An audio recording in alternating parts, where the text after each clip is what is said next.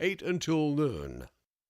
For more Good Neighbor events, check our website, WGNSradio.com. This segment has been sponsored by the local Edward Jones office of Lee Colvin. The host of this show and Edward Jones have an existing business relationship. This event is not a testimonial of the services provided by Edward Jones financial advisor Lee Colvin. Rutherford Issues with Brian Barrett on FM 101.9 and AM 1450 Murfreesboro, FM 100.5 Smyrna. Listen and watch at WGNSradio.com. Rutherford Issues, powered by Middle Tennessee Electric. Take control of your account management and energy consumption with the MyMTE app.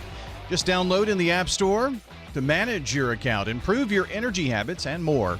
MTE, serving to make life better since 1936.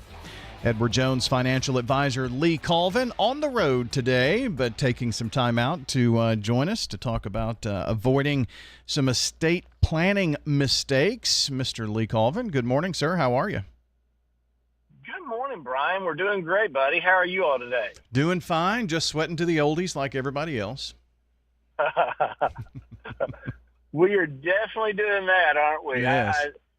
I figure I would stretch out from the weather window and take a barometer check from Middle Tennessee and different areas, and I will let you know that right now in Nashville, we're showing clear skies, 87 degrees. Life is looking okay if we can keep the humidity away. You know, it's going to be a toasty day there in that heat island of Nashville for you. So good luck with that. But, you know. Absolutely. Thank you. So today we're talking with you about estate planning mistakes and some ways to avoid those. And, you know, I guess everybody hopes by the time you reach retirement age, you have accumulated, you know, a 401k, an IRA, some other investments, maybe insurance policies, physical property, things like that. But there are some mistakes that we can make if we're not careful, and we're going to talk about those and those assets. There are, and we definitely want to make sure, you know, that we're watching the estate.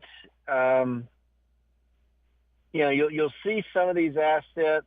You're going to use them to hopefully support your retirement, but the rest may end up in your estate, moving on to your legacy. And so that's why it's so important that we discuss this today and look at the opportunities. Because Brian, you know, to leave a legacy for your family and those philanthropic groups that you may support, you need a comprehensive estate plan, and you need to avoid making mistakes. So we just wanted to bring a few points of opportunity and mention here, these are some of the most common areas that we see mistakes that folks make today around their estate planning needs. Yeah, and the four things that we're going to touch on, not that there are only four, but the biggies, as you mentioned: procrastinating, not updating your wills and other documents, not updating beneficiaries. Looks like I have five here. Not properly titling assets in a trust, and not choosing the right executor. So let's first off, not to delay, because we don't want to procrastinate. Let's talk about procrastinating as it relates to estate planning. Absolutely. You know, when it comes to estate planning and its implications about our mortality, it may not be a pleasant topic to think about, yet putting off the estate plan can be very risky. If you were to pass away or become incapacitated without doing any estate planning, the results could be costly for you and your loved ones. One possible consequence is that if you haven't at least created a basic, simple will, the courts could decide how to divide and distribute your assets, and they may do so in a way that you would not want. Mm-hmm. So all the more reason to not procrastinate in doing that. As we talk to Lee Colvin, Edward Jones financial advisor, about some estate planning mistakes and how to maybe avoid those. Not updating your wills and other documents. You kind of ended there by saying, the courts could decide and divide and distribute your assets in ways that you probably wouldn't. And you have the opportunity with wills and other documents, but not if they're not updated. Correct. And when you're drafting a will and other documents, such as maybe a living trust, it's an important step in your estate planning, but you shouldn't just create these arrangements and forget about them. Changes in your life and among your loved ones, you can have situations like a death in the family, a divorce of a loved one, remarriage to a new loved one, new children, or other needs that may arise. And all of these can result in the need for you needing to update your estate plan. So it's a good idea to review them periodically and make sure that they're just in place and appropriate for you today. Okay. So making sure that is done. What about the, I guess, procrastination of kind of going along with maybe your documents there, not updating your beneficiaries? You kind of touched on that a little bit. Maybe there's a marriage and you've got a stepchild and whatnot. I mean, those are kinds of things that you're talking about, beneficiaries. Certainly. Similar to updating the will to reflect changes in your life and your family situation, you may need to also update the beneficiaries listed on your financial accounts and your insurance policies. These designations, they can carry a lot of weight and can even supersede instructions in your will. So you want to make sure that, and you want to just verify and make sure that they are current to your wishes today and that they are accurate. You want to make sure you have a legal name, a social security number, a date of birth to accurately account for who is going to be receiving those dollars.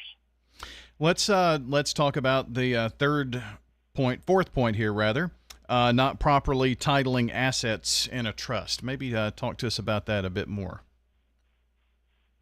So, when you're looking at these things, depending on the situation, you may benefit from establishing a living trust, which may allow your estate to avoid the time-consuming and expensive process of probate. But a living trust also helps give you control over how, when, and, you want your assets to distribute. Mm-hmm. However, you also need to retitle your assets in the name of the trust for the trust to be effective. Setting up a trust can be costly. You don't want to take the time and the effort and the cost to set a trust up and not title things to that trust, or you've just wasted that time, that money, and that energy. Sure. And for those who have gone through an estate situation, you may have run into some of the things that we're talking about. So, again, these are tips to avoid estate planning mistakes and some very important information here. The final one that we're going to touch on here today with you, Lee, is not choosing the right executor. Yes. So, executors carry out your wishes based on the instructions that you've given in your will or your trust documents. But fulfilling an executor's duties is not as simple as saying, hey, follow a recipe for a basic meal. Yeah. Consequently, while you might just want to pick a close family member as an executor, you need to be sure that this person is competent, good with details, and won't be overwhelmed by the financial and legal issues involved in settling an estate. If your initial choice doesn't have the skills needed, then you may need to find a responsible person outside of the family. Very important, right, with that. Yes. Also, Brian, sorry, go ahead, buddy. I was just going to say, is there anything else about estate planning mistakes that you'd like to share before our time gets away? You know, one huge mistake that folks forget about is many folks just say, "Oh, you know what? I'll worry about it when the time comes." Well, when the time comes, it's too late, and you're probably going it alone. Mm. That can be bad. And when the time comes, the end, and so how are you going to do it? But anyway. Well, exactly. Yeah. You know, even saying, "Hey, I'm going to go it alone," you know, estate planning is not a do-it-yourself activity. To help ensure your estate plan addresses all the issues involved, you'll need to work with a legal advisor, possibly your estate planning attorney, possibly also your tax professional, CPA, as well as your financial professional, your financial advisor, your certified financial planner, someone in that role as well. And that's where we fit in typically.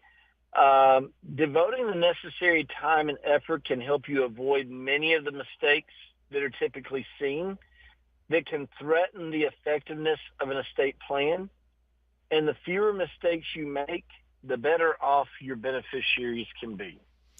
Very good information here today about estate planning, some mistakes to avoid. And as you rattled off those who need to be a part of your estate planning plan, you mentioned, a financial advisor, someone within that realm. And we may be talking to folks out there, Lee, who haven't started the process, have been thinking about the process, don't have it all put together, and, maybe speaking with you or one of the Edward Jones financial advisors here in the area would be a good start to getting this plan going. It's one part of it, but a good start. Absolutely. We'd love the opportunity to help, Brian. And folks, if you don't have an advisor or you're trying to figure out who the best advisor for you might be, again, always feel free to give my office a call.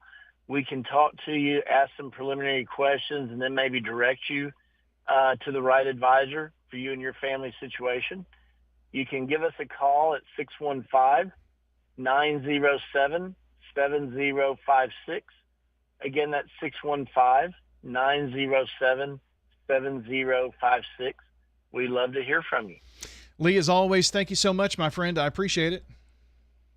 Thank you. Appreciate it, Brian. Have a great day. The Garden Patch Thrift Shop on Spring Street in downtown Murfreesboro. We are very blessed to have volunteers, to have friends that are decorators that come in and merchandise our store and do our window displays that help with linens,